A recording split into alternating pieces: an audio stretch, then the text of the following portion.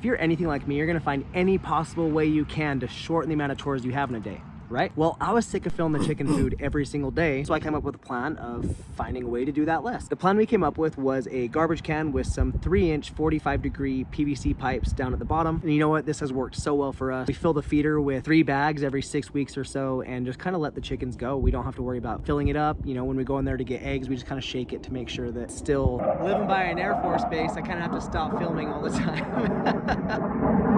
But I will tell you, we've got F-35s that fly over our house every day, and it is so cool. All right, let's show you guys how we actually built this. So what we did is we took a garbage can and we traced the small end of this 3-inch 45-degree PVC pipe. We traced the small end, so this end right here.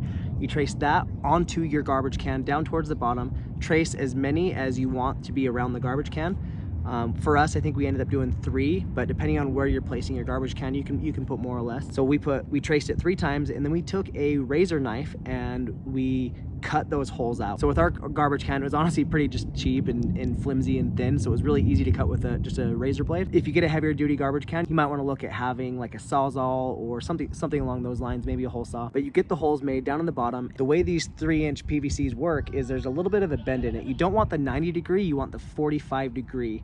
And so when you put the PVC into the hole, you push it through to where the small end goes first and the big end gets stuck on the outside. And at this point, you could put some silicone or some caulking or something around that seal to kind of hold it in place, some glue, something like that. But we didn't. We just pushed them in there. We made our hole small enough to where we really just kind of had to force the PVC in there. And we've never had an issue with the PVC falling out. You know, you can do this with any size garbage can. So I've seen people that make them much bigger and they end up putting, you know, 10 bags of food in there at a time, and they don't have to feed their chickens for quite a long time. Now, if you're interested in making one of these for yourself, I will have a link for the PVC and the garbage can down in the description below, so go down there and check that out. And we actually just created a website, so if you want to go check out our new website, it is whitepepperfarms.com. Super simple, just whitepepperfarms.com. Go over there and check it out. That will also be in the link down in the description below. But before we go check out the website, watch this video right here where we take a normal just yard shed and turn it into an awesome, huge,